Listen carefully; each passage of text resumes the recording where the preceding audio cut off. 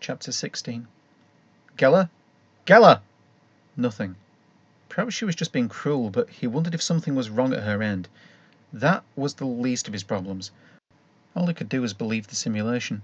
If he couldn't abort, he gave the command once more, but Geller had linked the quit sequence to a recording from a child's training computer. Sorry, but that is an incorrect answer. Try again. Ultimately, he had to play the game. He tried to fire the jetpack. Nothing from the main thrusters, but the manoeuvring units were functioning. Almost full, too. The suit showed no ships nearby, but the intense electronic noise from the nearby planet made it unlikely that the comms would work over any distance. He stopped himself from spinning and tried to make sense of the suit's computer. It was a very old unit. The Calamus incident had happened more than 100 years ago, and the design of the castaway's suit, what was that woman's name? Essica? Was out of date by then anyway. She'd been a prospector running with outmoded gear, all she could afford. The ship's radar had failed, and she'd hit something. He couldn't remember any more details. He tried to call up the history library, but like any link into the main academy computer, that was diverted to another of Geller's pranks. All lines are engaged. Please try later. He couldn't place that message, but when he got out, he intended to find it and replay it to the lady in question at slightly over the pain threshold for slightly longer than 48 hours. A lot depended on him recalling how the original rescue ship was flagged down. He didn't want to go through sim death again, or whatever it was that Geller had plumbed in instead, he realised. An alarm went off, flashing red lights. How quaint. And the legend underneath said dosimeter short term. A dosimeter was an old-style radiation measuring device, which meant that he'd better find some shelter before the sim decided to give him radiation sickness.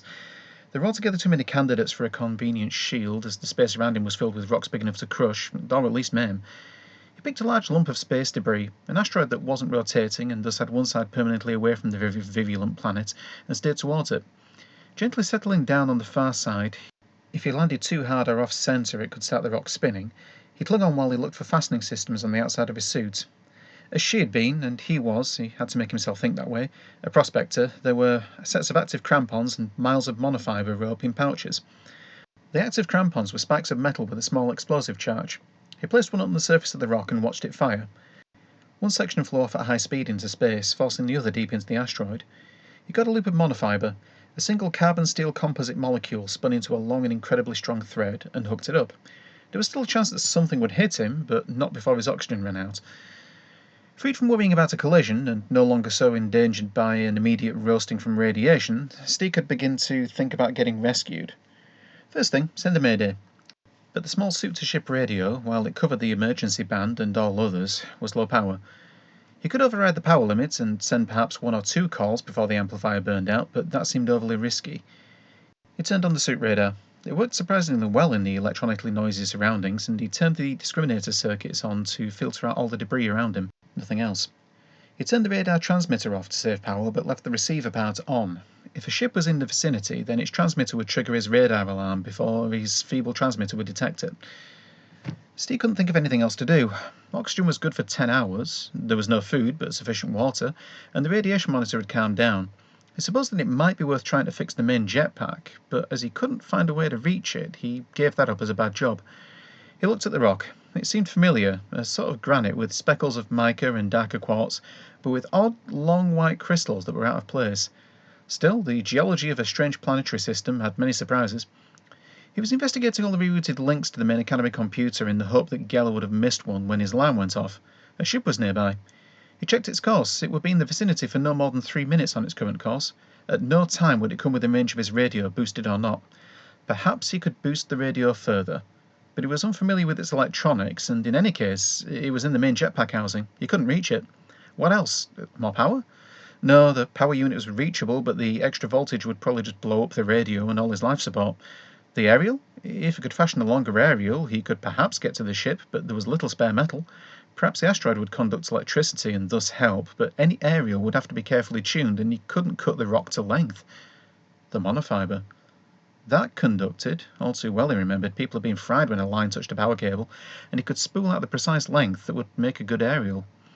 Quickly he tied one end of a spool to a crampon and set the right length on the spool control. He fired the crampon, and the part that flew off dragged the line behind it. Then he looped the other end, spool canister and all, around his suit aerial. He set the transmitter to emergency override power, and as soon as the line became taut, pressed the mayday button. The TX light flashed green 4 times as the signal was broadcast before going to a steady red. The radio had burned out. He watched the blip on the radar screen. It continued on its course and changed. It headed straight for him. He was going to be rescued. He had to be on the other side of the rock when it arrived, otherwise it might miss him. He unhooked his suit from the rock and untangled the makeshift aerial, steering well clear of the almost invisible line as he moved around the rock. Any second now and the ship would be in sight. Here it came, but something was wrong. As it drew nearer, he could see the asteroids and stars through it. It was just a skeleton. Unfilled wireframe. No one's ever been the spaceman before. And nobody had debugged the sim from this angle. Suddenly, he was very scared. People died. Really died in undebugged sims, even with all the debugging aids and the programming team locked in around them. Writing the game was generally considered the most dangerous job going. The computer could wipe a brain in microseconds. This sim was falling apart around him with no program protection, no backup team monitoring, nobody to pull the plug. He tried the emergency abort again. The childish message started, then gibberish, nothing.